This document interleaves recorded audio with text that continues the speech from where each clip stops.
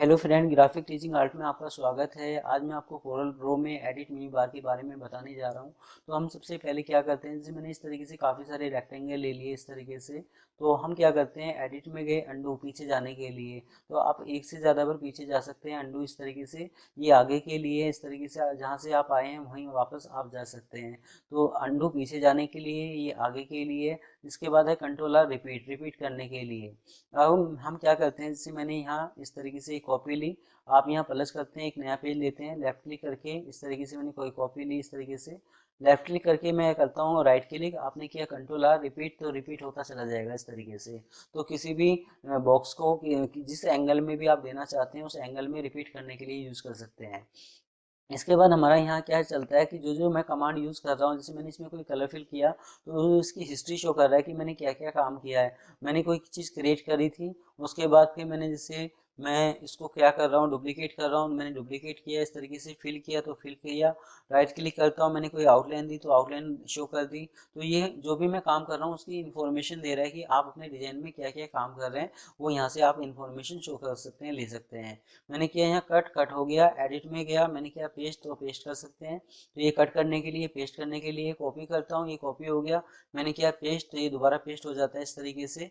इसके बाद हमारा चलता है यहाँ जाके पेस्ट स्पेशल। इसमें हम क्या करें, जैसे मैंने इस तरीके से एक नया पेज लिया। हम यहाँ जाते हैं टैक्स में, हमने जैसे कोई टैक्स शो कर रखा है, जैसे मैंने कोई टैक्स लिया। आप कंट्रोल सी कॉपी करते हैं। कॉपी करने के बाद हम जाते हैं एडिट में, मैंने किया पेस्ट स्पेशल पे क्लिक। तो ये पूछता है कि टैक्स, मैंने टैक्स पे क्लिक कर रखा है, ओके करता हूँ। तो अपने टैक्स को किसी एरिया में देने के लिए आप यूज़ कर सकते हैं। तो एडिट में जाके पेस्ट स्पेशल, इसमें किसी भी टैक्स को अपने एरिया में लाने के लिए आप यूज़ कर सकते हैं। तो ये पेस्ट किसी भी टैक्स के लिए यूज़ कर सकते हैं आप इसको। इसके बाद हमारा चलता है डिलीट। आप डिलीट कर सकते हैं इस तरीके से। मैंने यहाँ कोई रेक्टेंगल लिया, आप यहाँ लेफ्ट क्लिक करके राइट क्लिक कर रहे हैं इस तरीके से। और आपने यहाँ किया है, यहाँ जाके कंट्रोल डी डुप्लीकेट। तो ओके करता हूँ, इस तरीके से डुप्लीकेट आ रहा है। कंट्रोल डी करता हूँ तो डुप्लीकेट होता चला जाएगा। तो डुप्लीकेट कर सकते हैं, कंट्रोल आर रिपीट कर सकते हैं। तो डुप्लीकेट और कंट्रोल आर रिपीट में क्या अंतर है, तो कंट्रोल आर क्या करता है, उसी शीट पे काम करता है और उसी लेयर पे काम करता है। कंट्रोल डी क्या करता है, एक नई लेयर बनाता चला जाता है। तो वो जो फाइल है आपकी वो काफ़ी ज़्यादा एमबी की हो जाती हैं। तो अगर आप कोई काम करते हैं तो कंट्रोल आर आप यूज कर सकते हैं, क्योंकि जो कंट्रोल आर कर रहा है वही कंट्रोल डी कर रहा है आपका। तो कंट्रोल आर बेस्ट है आपका। इसके बाद आपका चलता है क्लोन। क्लोन पे हम क्या करते हैं, जैसे मैंने इसको डिलीट किया। आपने यहाँ कोई भी रेक्टेंगल लिया, आप यहाँ एडिट में गए, मैंने किया क्लोन पे क्लिक, इस तरीके से क्लोन आ गया। आप इसको यहाँ शो करते हैं, एडिट में गए, दोबारा क्लोन पे जा रहे हैं तो शो नहीं कर रहा। क्लोन्स ने जो ऑब्जेक्ट बनाया है आपका, उसको तो आप दोबारा कॉपी नहीं कर सकते, मतलब नया क्लोन शो नहीं कर सकते। जो ओरिजिनल पार्ट है उससे जितनी मर्जी उतने क्लोन आप बना सकते हैं। तो इस तरीके से मैंने बना दिया। फिर मैं इस पे गया, एडिट में गया, मैंने फिर क्लोन पे क्लिक किया, इस तरीके से शो कर दिया। इसका यूज़ किया है, अगर आप एक ऑब्जेक्ट में नए, मतलब ओरिजिनल ऑब्जेक्ट में कोई कलर फिल करते हैं तो इस तरीके से आ रहा है, जो भी कलर आप देना चाहते हैं। मैंने किया यहाँ F11, आपने ग्रेडियंट कलर शो किया तो ये ग्रेडियंट कलर शो कर रहा है। अगर आप यहाँ इस तरीके से जो भी विक्टर है, बिटनैप है, जो भी आप टू कलर देना चाहें तो वो सभी में शो करेगा। इस तरीके से आप ऐसा कुछ इफेक्ट शो कर सकते हैं, दे सकते हैं। अगर आप क्या करते हैं, जैसे मैंने यहाँ इसको स्मूथ किया तो स्मूथ हो गया। अगर आप करते हैं यहाँ कंट्रोल क्यू और मैंने किया राइट क्लिक, मैंने किया ऐड, तो इस तरीके से ऐड हो जाएगा। तो मैं जो ओरिजिनल पे कर रहा हूँ तो वो जो जो पार्ट आपने क्लोन से बना रखे हैं वो ऑटोमेटिक उस तरीके से काम होता है। अगर मैं किसी एक क्लोन वाले पार्ट पे कोई काम करता हूँ और उसके बाद फिर मैं यहाँ जाके कुछ काम करता हूँ तो वो क्या करेगा, इन दोनों में चलेगा। जिसमें हमने क्लोन के थ्रू हम लेके आए हैं उस पर वो शो नहीं करेगा। तो एडिट में जाके क्लोन का काम होता है कि जो ओरिजिनल पार्ट है उससे हम जितने मर्जी उतने क्लोन शो कर सकते हैं, बना सकते हैं। अब इसके बाद हमारा चलता है आपका आगे। मैं इसको डिलीट करता हूँ इस तरीके से। डिलीट करने के बाद जैसे मैंने इस तरीके से काफ़ी सारे रेक्टेंगल इस तरीके से लिए कुछ। अब हम क्या करते हैं, जैसे इसमें कोई कलर फिल कर रखा है या जैसे इसमें इस तरह का कलर दिया आपका। अब जैसे एक पेन टूल लेता हूँ, इस तरीके से कोई शेप बना लेता हूँ। जैसे कोई शेप बना ली, रेक्टेंगल से, इलिप्स से, कोई भी शेप हो सकती है। मैंने किया F11। आप यहाँ कोई भी स्टाइल शो कर सकते हैं, जैसे इस तरीके से। मुझे ये स्टाइल इन सारे ऑब्जेक्ट में चाहिए, मुझे ये टैक्स में चाहिए। अगर आप कोई टैक्स भी शो कर सकते हैं इस तरीके से, तो जैसे मैंने कोई टैक्स शो कर दिया। इन सारों को सिलेक्ट करता हूँ। अब हम क्या करते हैं, एडिट में गए, आपने यहाँ सिलेक्ट किया। तो जोन सा आपको इफेक्ट लेके आना है, तो जिसमें लेना है, जैसे इसमें मुझे लेना है तो मुझे ये सिलेक्ट करना पड़ेगा। अब हम यहाँ सिलेक्ट करते हैं तो ये शो करता है कि outline pen, outline colour fill okay करता हूँ, मैंने किया माउस से लेफ्ट क्लिक, तो वो स्टाइल इसके अंदर आ जाएगा। तो इस तरीके से कोई भी इफेक्ट आप शो कर सकते हैं, ला सकते हैं। जो कोरल X3 के जितने भी नीचे वर्जन है कोरल के, उसमें टेक्स्ट में इस तरह का कलर नहीं आता, उसके लिए हमें कंट्रोल क्यू पाथ बनाना पड़ेगा टेक्स्ट को, और फिर इस तरह का कोई इफेक्ट आप शो कर सकते हैं, ला सकते हैं। तो ये सबसे बेस्ट ऑप्शन है कि एक हमने डिजाइन में कोई स्टाइल दे रखा है और वो डिजाइन मुझे सभी में चाहिए, तो आप सभी को सिलेक्ट करके इसके थ्रू आप काम कर सकते हैं। अब इसके बाद मैं इसको करता हूँ डिलीट। आपने इसको डिलीट किया, आपने कोई रेक्टेंगल लिया इस तरीके से।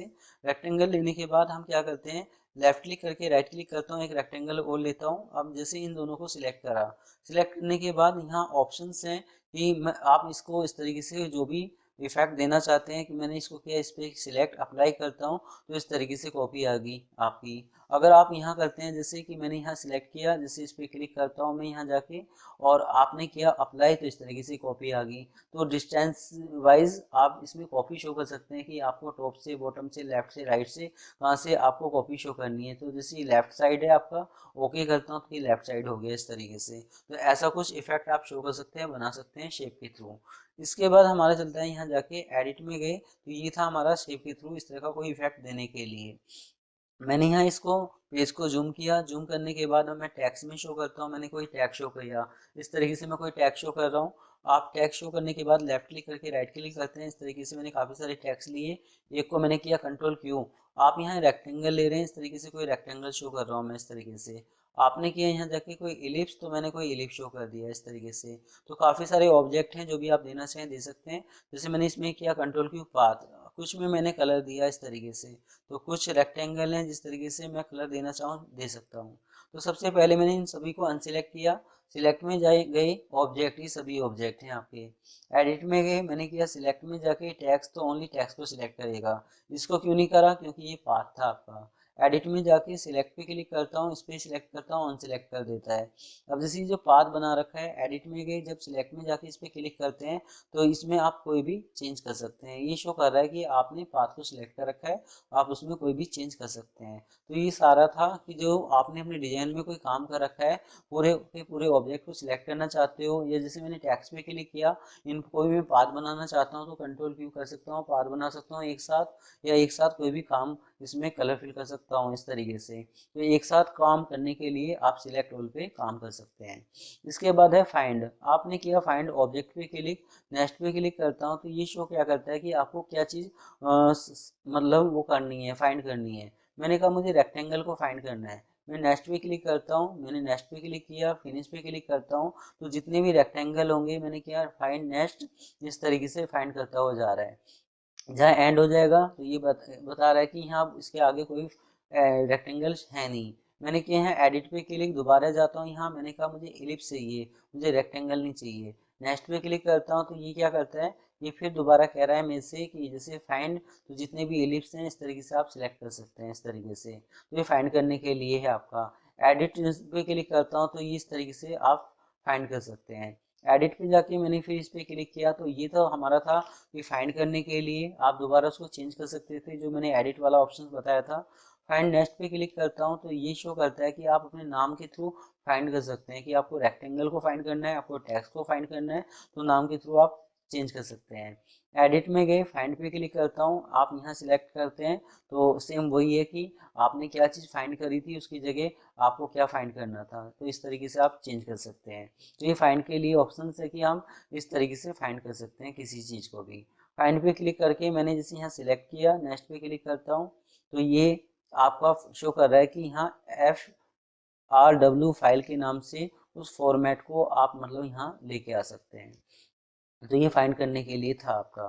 तो एडिट में जाके इस तरीके से आप किसी भी ऑब्जेक्ट को फाइंड कर सकते हैं। तो आज मेरी ये वीडियो आपको कैसी लगी, आप मुझे ज़रूर बता सकते हैं। धन्यवाद।